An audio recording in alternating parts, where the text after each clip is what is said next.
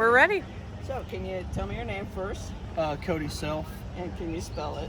CODYSELF.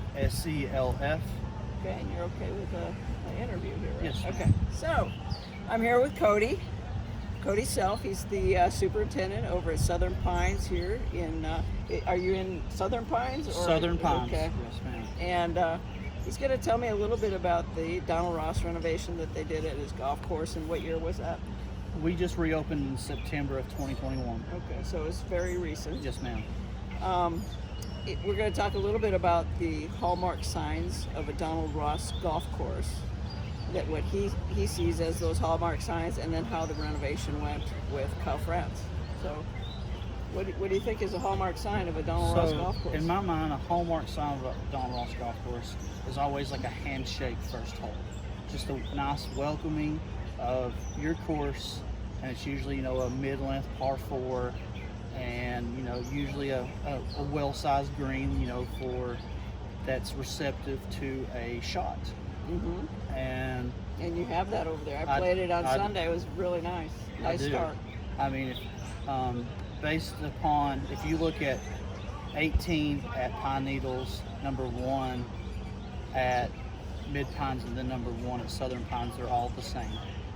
18 at Pine Needles was the original first hole, and they're all downhill with that little elevated green just on the bottom. Open face, run up the front. Yes, ma'am. Yeah. And that's kind of a hallmark for me of a Donald Ross. And then you got your false fronts and a lot of slides. You got a lot of backs that are almost like a volcano. So if you go over, So if you're a low handicapper and you're trying to attack the Sunday pin, yeah, if you miss long, you're in trouble, right? You're definitely in trouble, because you're chipping up and you hope you can see the pin. Yeah. But if you're just an average player and you are just going for the path of least resistance, you could potentially play that first hole with your putter, right? Oh, yeah. You could, yeah. potentially. Yeah, absolutely. Right. Okay. That is one thing I do love about Donald Ross, is that you don't have to have necessarily a wonderful chipping game. You can absolutely bump and run or putt from off the greens, and honestly, you can save strokes that way if you're not a low handicap player. Yeah. Okay, so the opening hole is one hallmark sign, or one hallmark element of a Donald Ross golf course. What would be another hallmark element? As I said, like your false fronts, your runoffs on the back. So the green complex. The green itself. The green complex itself. I think a lot of false fronts, and a lot of backs, the sides that really open up, and go down. And those fall offs just kind of really nicely blend into the. I mean, they're not like straight down. No. They fall off and they blend into the surrounding landscape. Absolutely. And tell me a little bit about the bunkering, maybe. How does that blend? The bunker complexes, how do they blend with the greens? Usually a lot of them, they're either fairly close to the green, or they're almost in the front. That makes you think that there's not a whole lot of room, going to the green. The trick of the eye. But there really is. There really is a landing area.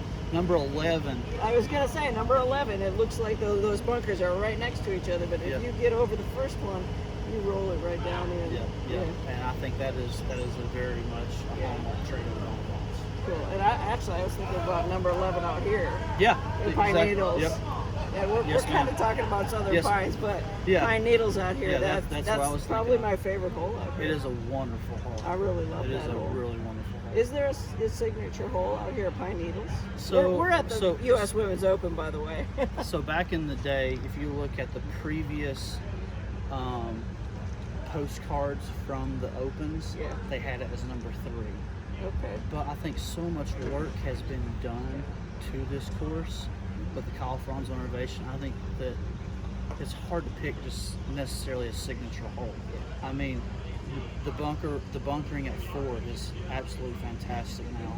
And then you look at number 13, the par 3 on the back, and I think that really nice. that is a very picturesque hole, and you could say that it very much rivals number 3 in regard to being close to a signature. Yeah. So, Cody, what are you doing out here at the U.S. Women's Open? What's your job? So this week I'm in charge of 1 through 8 the putting green, and 18 moisture management on the greens. Oh yeah, that's a big one.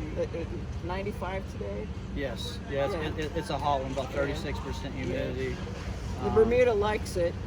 Yeah, but we're like wilting flowers out there. But definitely, you know, with this foot traffic and everything else, is definitely sucking it up though too. Yeah. And you know, with these Donald Ross edges, you know, you got to make sure that you're getting enough water on them so they don't burn up.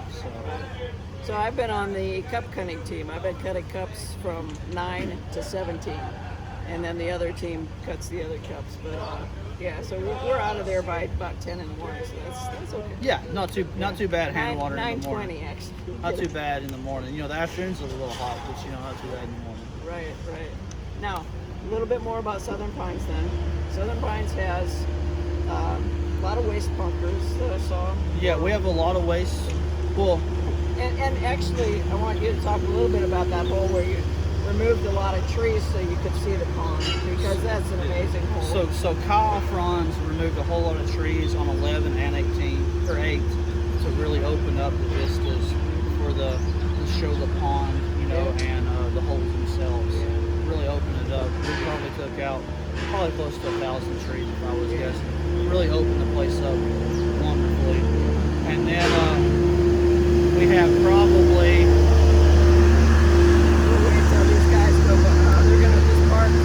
we probably have about 90 bunkers. We probably have about 90 bunkers or so. And then we have several crossing features that are really great as well. That really make you think strategy-wise, whether you want to go for it or lay up.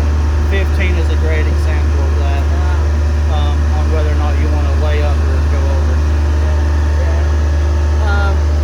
So the thing I liked about the tree removal is the trees that were left really punctuate that landscape.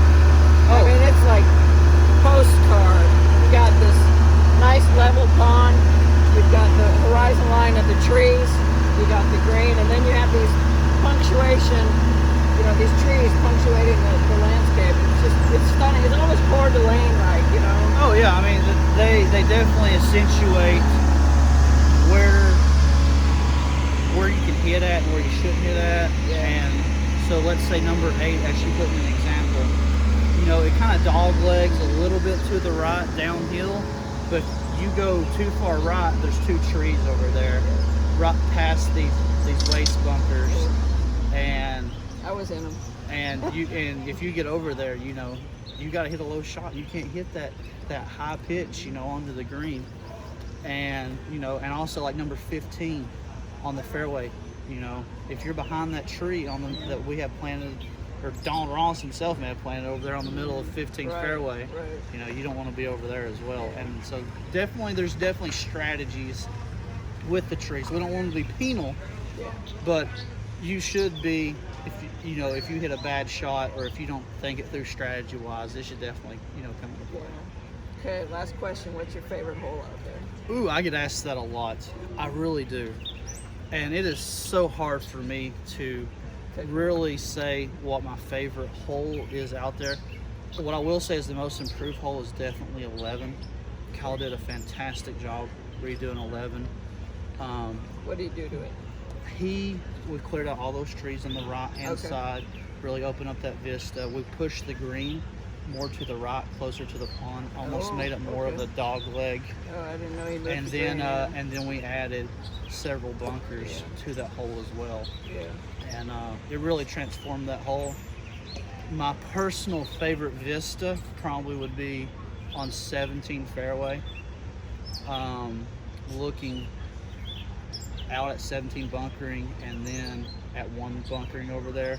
But if you're in the clubhouse and you're having a nice drink and you're looking down from 18, looking back down at 17 too is absolutely wonderful. They did a really good job opening things up, and the bunkering that Kyle had done with the shapers like Matt Smallwood, they did a really great job. Did they change the green surfaces at all? So the greens expanded some, and yes, so John LaFoy did some bunkering there in the late 80s, early 90s. And so there was tiers instead of false fronts. And so we brought back the false fronts. Oh, cool. And then we expanded some greens as well. And like I said, we moved 11, and we also moved 13, kind of reshaped it a little bit as well. Well, we had a fantastic time. We played it last Sunday before all of our volunteer work started, and we just had a great time. And I thank you for your hospitality. Absolutely, on that. absolutely. You're welcome back anytime. And it's great working with you. Oh, thank you. Yeah.